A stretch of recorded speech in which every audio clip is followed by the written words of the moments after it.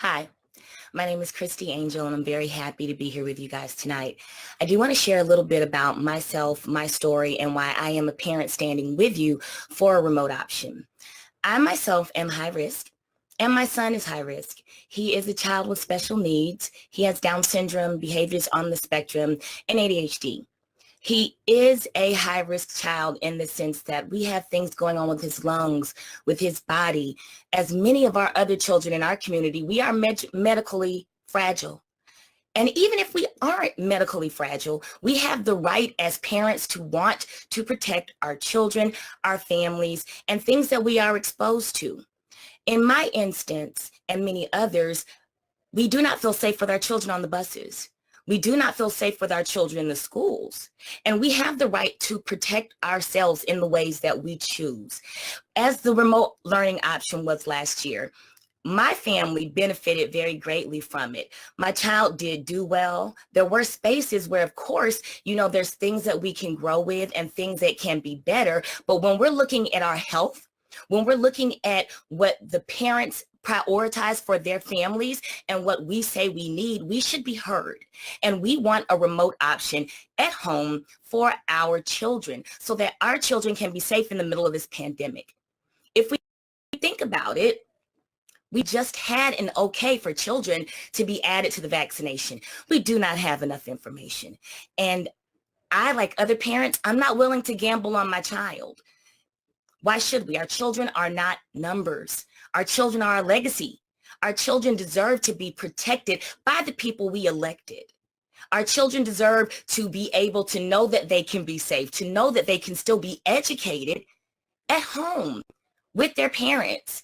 Now, I do believe that, people those in our community, yes, you may need that. But for those of us who desire and want to stay at home, the remote option should still be available for us, period.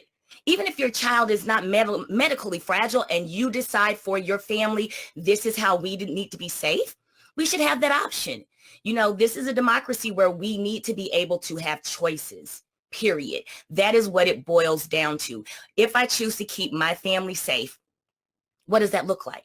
Is it only what you say it looks like, or do I get to have a voice in what goes on with my child, with my family, and what we are exposed to? So I stand with my community. I stand with every person in each borough who is saying, hey, this is my family. We deserve to be safe. Point blank, period. We shouldn't have to say, hey, I fit in this box, you fit in that box, and we only get to check off what the government or what the mayor or whomever says for us.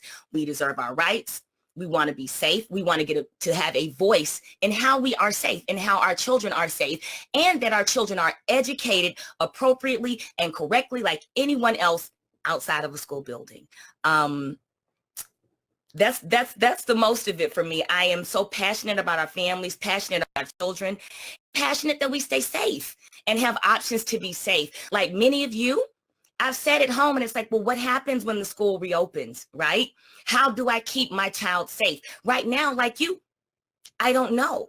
What about the forms? When do we get the forms in by this time or that time versus our elected officials just saying, listen, we stand with you. We support you. Your children are not dollar signs, and we will make sure you have the option to be supported so that they stand in the gap that we voted them to be in, right? So that we can be safe and feel safe. I know I'm only speaking no, I'm not just speaking for myself because I'm a part of you. I'm speaking and adding my voice to the collective. We want a remote option, period. Thank you.